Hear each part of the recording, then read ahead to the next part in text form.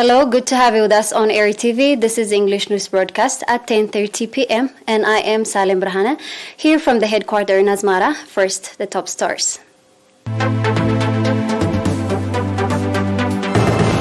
Discussion on legal service provision in Gashbarka region. Nathanael Tesfatsion has become champion of Tour du Rwanda. Russia puts nuclear forces on alert.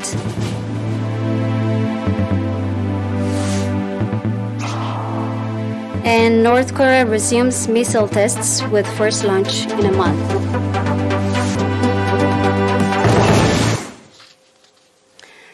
At meetings conducted with public representatives and government institutions, Mrs. Fozia Hashim, Minister of Justice, called for integrating the traditional conflict resolution with modern legal systems and transfer it to the generations.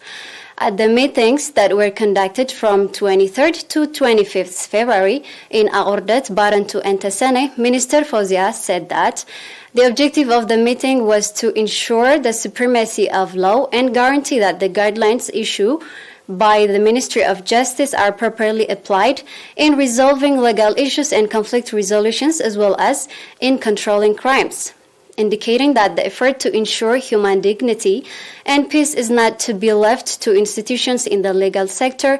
Minister Fozia said that similar meetings will be conducted in all regions with a view to reinforce participation of the public in ensuring supremacy of law and social justice.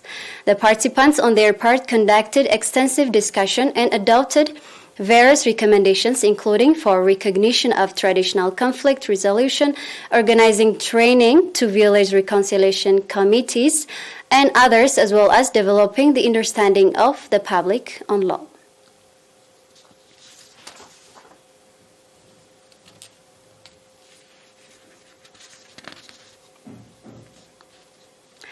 Eritrean cyclist Nathanael Tesfatsion, member of the Italian team of Drone Hopper Androni Gicatoli, has become champion of the 14th Tour du Rwanda 2022, held from 20 to 27 February. Nathanael Tesfatsion, winner of the yellow jersey, finished the race in 23 hours, 25 minutes and 34 seconds and has become the best rider of Tour du Rwanda 2022. At this year's Tour du Rwanda, Eritrean riders from various clubs who participated in the championship include Henok Mulubraan and Metkel Eyob and finished the race with 5th and 12th position, respectively.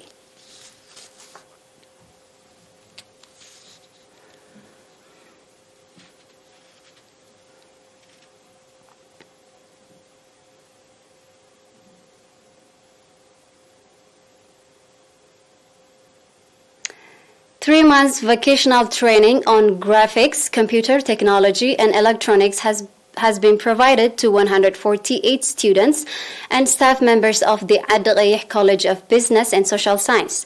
The training program was organized in cooperation with the National Union of Eritrean Youth and Students and Higher Education Institutions, as well as ERi College of Business and Social Science. At the conclusion event of the training held on 24th February, Mr. Kubal Takhle, head of the National Union of Eritrean Youth and Students branch in the college, said that the objective of the training was to develop the capacity of the students, and such training is being provided for the third time. Speaking at the event, Dr. Stefanos Hailemariam, Dean of the college, said that the training is being provided alongside of the regular education of the students and staff members with a view to broaden the overall capacity of the trainees, indicating that the training will have significant contribution in the improving their livelihoods, and trainees commended for the opportunity they were provided.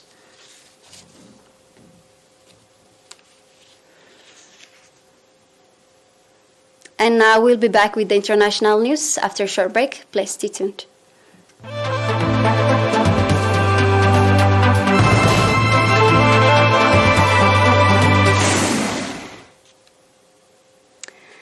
Russian President Vladimir Putin ordered his military command to put nuclear armed forces on high alert today, as Ukrainian fighters defending the city of Kharkiv said they had repelled an attack by invading Russian troops.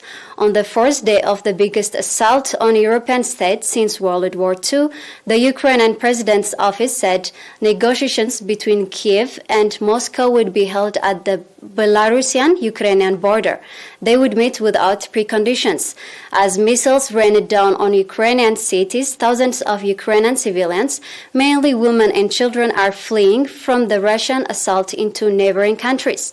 The capital, Kiev, was still in Ukrainian government hands, with President Volodymyr Zelensky rallying his people despite Russian shelling of civilian infrastructure. But Putin, who has described the invasion as a special military operation, previously referred to his nuclear arsenal in a speech prior to the start of the invasion on Thursday, saying Russia's responsible to any country that tried to hinder the operation would be immediate and carry consequences that have never been encountered in history.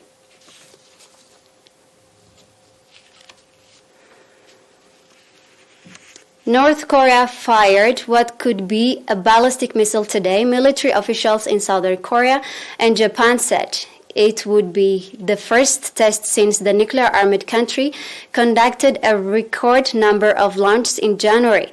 South Korea's Joint Chief of Staff reported that North Korea had fired a suspected ballistic missile toward the sea off its coast from a location near Sunan, where Pyongyang's international airport is located. The airport has been the site of missile tests, including a pair of short-range ballistic missiles fired on January 16. Today's missile flew around to a maximum altitude of around 620 kilometers to a range of 300 kilometers. Analysts said the flight data didn't closely match earlier tests and suggested it could be a medium-range ballistic missile fired on a lofted trajectory.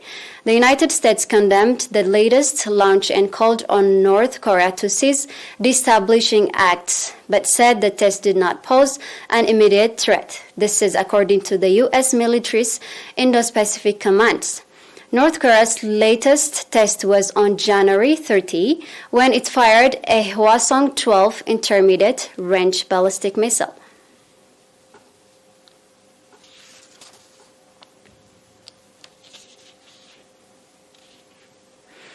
A severe storm system pummeled Australia's northeast city of Brisbane today, causing evacuation, power outage, and school closure as the death toll climbed to 7 from accompanying flash floods. More than 1,400 homes in the capital of Queensland state were at risk of flooding, while more than 28,000 homes were without power statewide.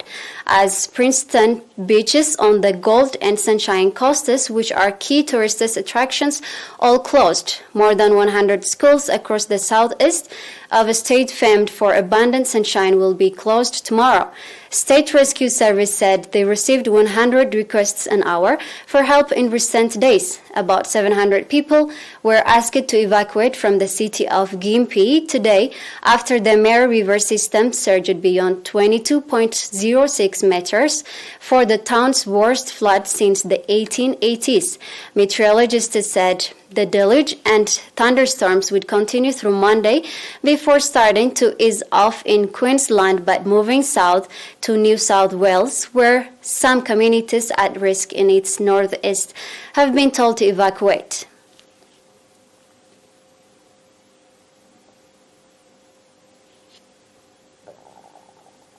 And now the reminders of the top stars.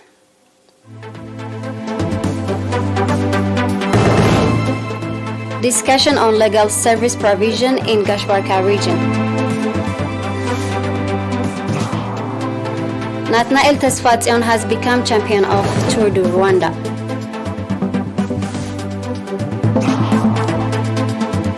Russia puts nuclear forces on alert. North Korea resumes missile tests with first launch in a month.